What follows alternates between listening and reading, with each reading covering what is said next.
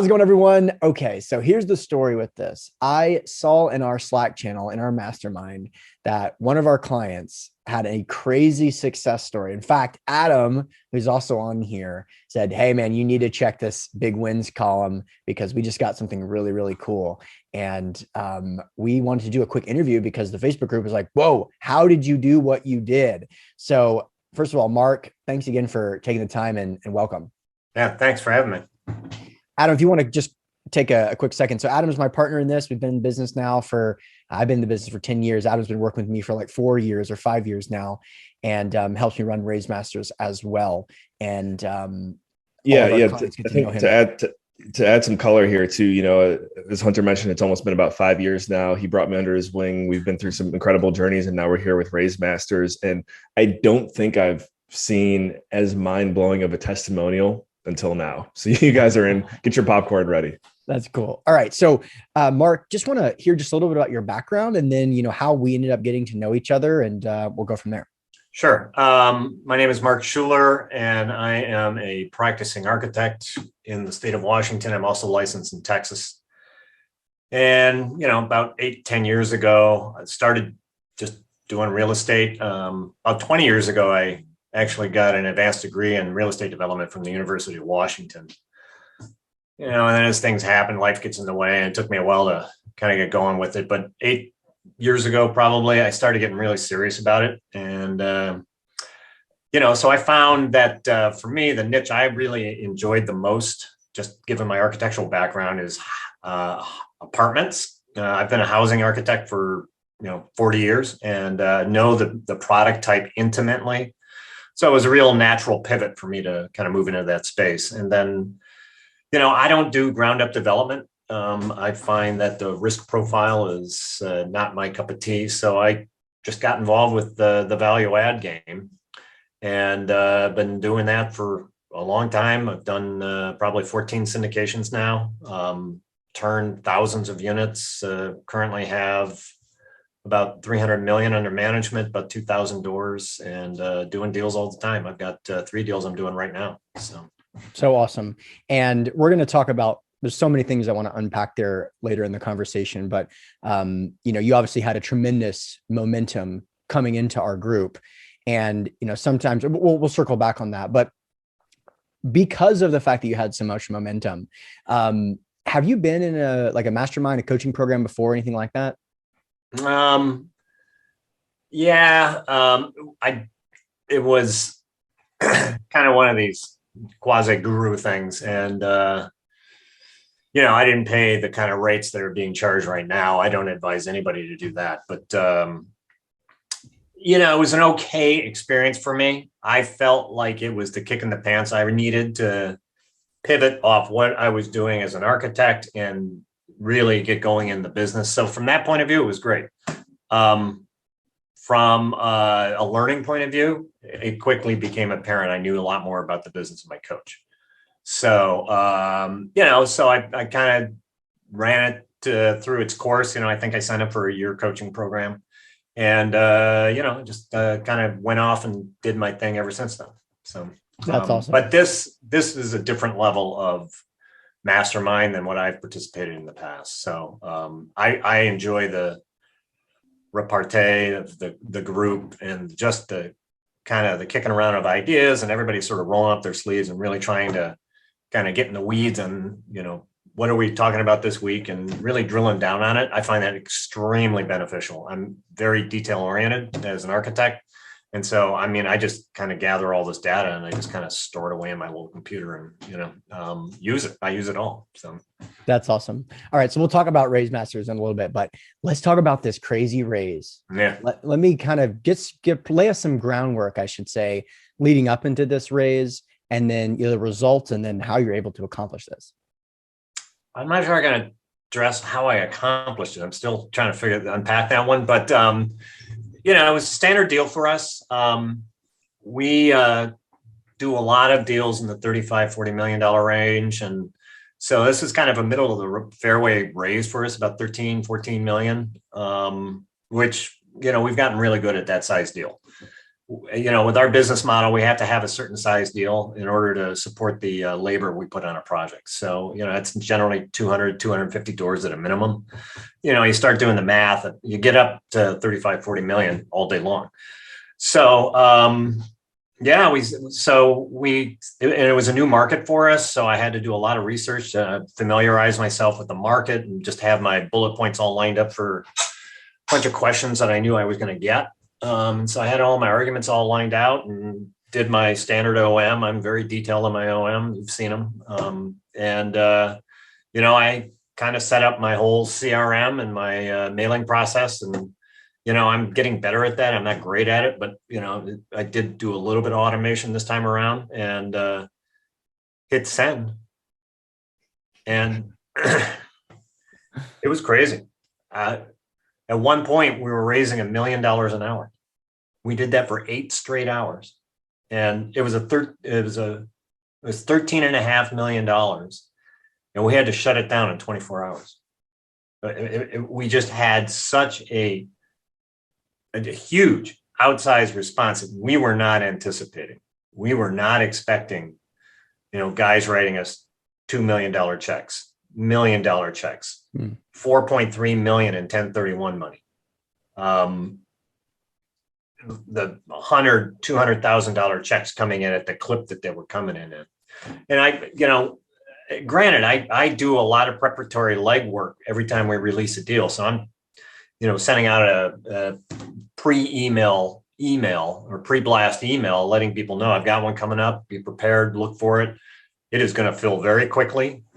And you just have to be able to make your mind up as quickly as you can and just let me know and don't dither on this one. But even with that, the craziness of the response is just off the hook. And there's a lot of macro forces at play, I think, that contributed to that. But a lot of it was, I think we're getting better at setting the deal up, setting up the campaign better. Our investor database grows with every deal. So, we're up to about 2,000 people now. So it really grows. We are at and in the raise game, you just keep cycling up to higher and higher levels of capital. Clearly we've reached, a level that, can write institutional size checks. And these are, by the way, this was not institutional money. It was all individual investors. So we've I've been trying to noodle on this mousetrap for about 4 years, trying to figure out how to do it. And by far, this is the best one we've ever done. So we're still I remember we do the fund or flop sessions within Raisemasters, which Hunter, if you want to shed light on that, you can. But I recall one, maybe even 2 sessions that you and Mark did early on in his time joining Raisemasters. And Mark, I don't know if you remember, you had a lot of confusion back then, if you remember, like this, you're talking to Hunter about this and that, and we don't have to go into details, but it's just so cool to see from those meetings to this moment right here. Yeah. And I remember I don't know if it was confusion, but for your listeners, I've been a practicing architect for 40 years and I have a brand. And so the thing, and I'm not geared to be out here in the world. I'm just not like that. And so what I was concerned about is coming across as really spammy, and I didn't want to compromise my brand. I have worked long and hard to build this brand, and it actually means something to me, but also gives me a lot of cred. So, that helps me in my raise game. So I didn't want to taint my brand coming across as really spammy. And I still think about that a lot. Yep. And I'm looking for this kind of balanced approach to it where really what I'm trying to present is not, bloviating. And there's some gurus out there that want you to go on social media and toot your horn as loud as you can. And that's just not who I am. So I had to think of a different way to do it. My way of doing it is coming across with a massive amount of competence in what I do for a living. And I want to convey that through everything I do in this business. And I think I might have hit the formula because I took on a new investor call today. And the thing that this new investor, she wants to invest with us, consistently said is you are a cut above everybody else out there. You guys really know what you're doing. And I said, thank you, because that's exactly what I'm trying to convey. So I like that. Let's circle back on that, because this is something that those early conversations, like Adam said, something that you've gotten very good at is building up the excitement before the deal, and then getting that excitement and turning it into wire in the bank account at the right timing. So walk us through like how you were able to build up excitement, and this is the window. And, you can do your due diligence after you reserve, because at this time, the deal is going to fill up very quickly. Walk us through, because I think a lot of people are interested in how to create that excitement and then scarcity for the next deal, which now you've accomplished. Boy, so the next raise is going to be really great as well. Yeah, boy. That was a key component of the marketing of the deal,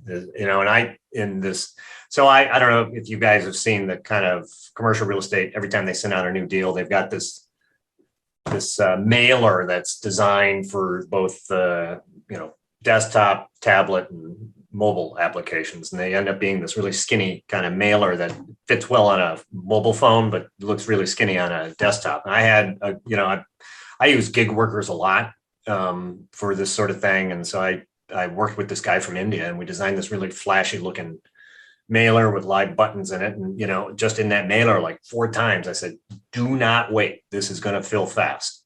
And so what and I wasn't lying. I'm not kidding you when I say it's going to fill fast. And so creating that sense of urgency and scarcity, certainly, I know it works.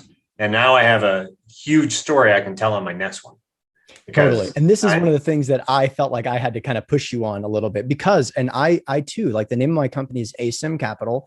It's short for asymmetric returns. We cater to savvy, sophisticated investors. I don't ever try to convince people what a syndication is or that it's not a Ponzi scheme. My investors are just not in that caliber. Right. But because of that, and this is the conversations that was really taking place back then, because of that, they're very busy professionals. Yes. So like those extra couple of touches, maybe even some text messages mixed in, can really be the kind of thing that they're grateful for, as opposed to sometimes as capital raisers, we're feeling like people are obsessed with us. We send them one email, we expect them to open it in the first place. It's like, you really got to do it. You owe it to yourself. You owe it to your investors to give them a couple of extra touches to help them invest in your deal if you believe in your product. Is that a fair summary, Mark? Yeah, that's elegant way of putting it. And that's what I'm trying to get better at. I'm trying to renoodle the email campaign and just try to figure out what the right balance is between nudging people to get their attention because they are busy, and then having to apologize for them because they didn't get in the deal. And it's like, I'm sorry, I'm not kidding you when I tell you to jump on this thing quickly, but I haven't. And then, of course, the follow-up is, but don't worry, I have another deal coming. I'm like 2 months away from releasing another deal. I will get you on that one. But now you cannot wait.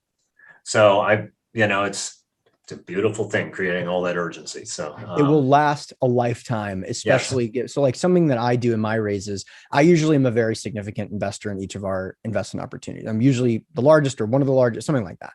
Yeah. But I'm eager to get other investors into the deal more than my own capital. Like, I will start out with a large block, and then as the deal becomes oversubscribed, I'll get to a point where, okay, this is the minimum. I'm actually comfortable doing all this work and investing as an LP, but it creates some buffer there. So if we come up short, I can invest larger. That's totally fine. Doesn't happen much anymore, but the point is, that's why it's there.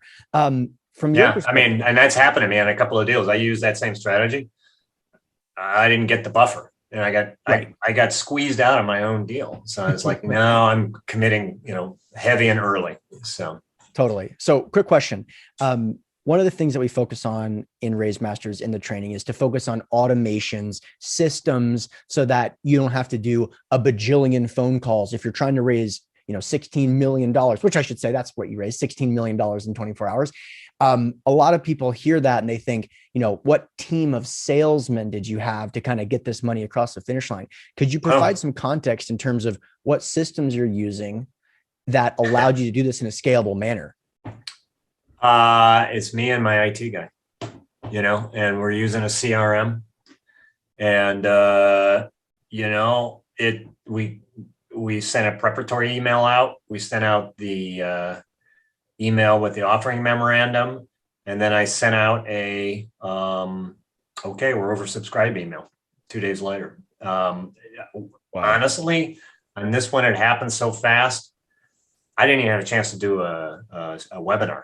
I was teed up to do a webinar. Like, this was on a Thursday, and we were going to do it like on the following Monday or Tuesday. We didn't do it. We were already subscribed. And so we just killed the webinar. That's not the first time I've heard that. We've had several clients that are really good now at getting that excitement. Because here's the thing, you cannot ever come up short on a raise. That is not an option.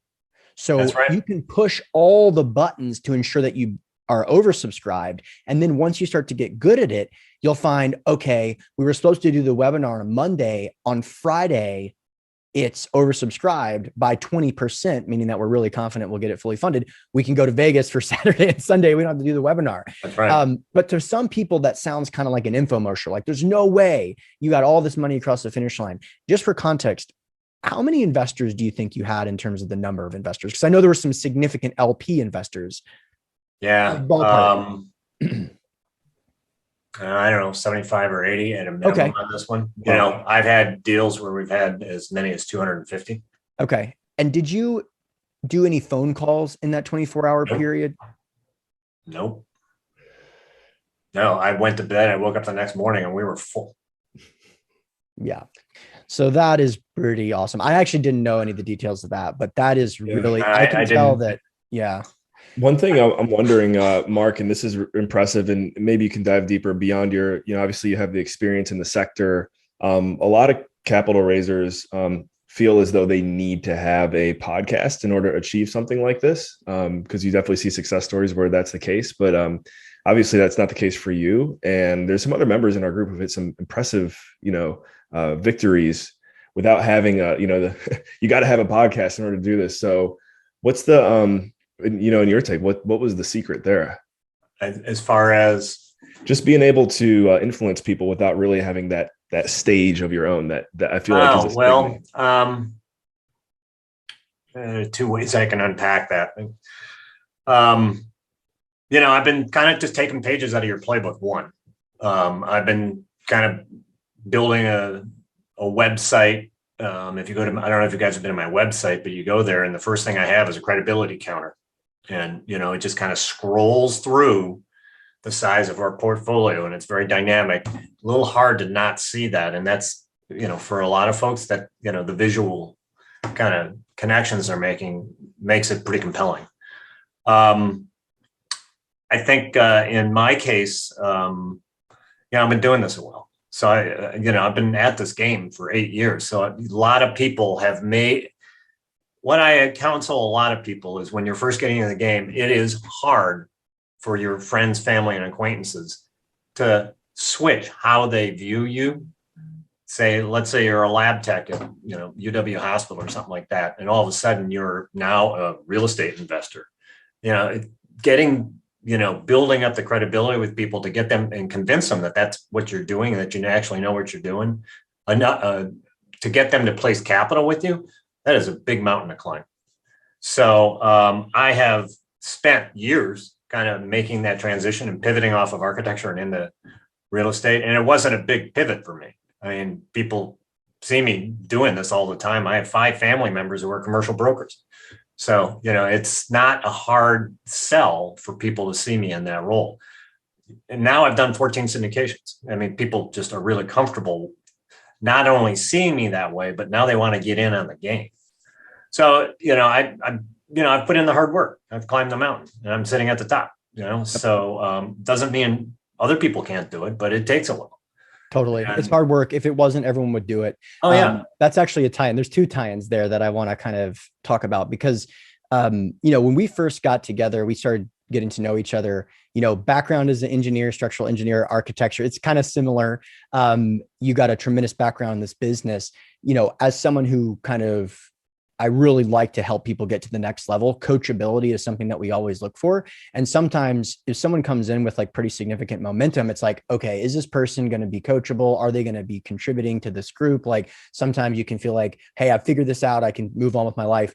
But that, while I was kind of thinking that initially, just kind of a question mark, just given your background, I have found you're extremely receptive to new information and have been an excellent client of ours, not just because you kind of listen to the guidance that I provide, but you've also contributed incredibly and also listened to others as well.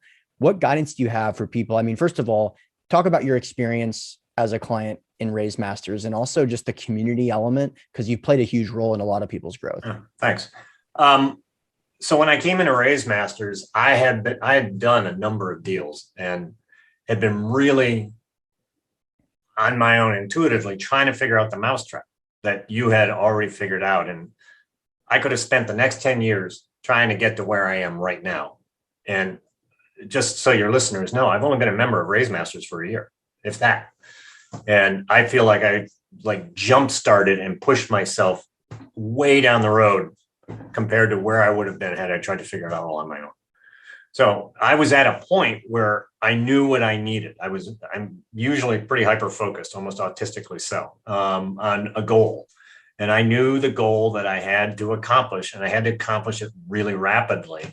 So of course I was going to be really receptive to, I had already had your book and was reading it and was like, yeah, this is a dude I got to be talking to and, sallying up against and trying to figure out, emulate his game. So, but, to your point,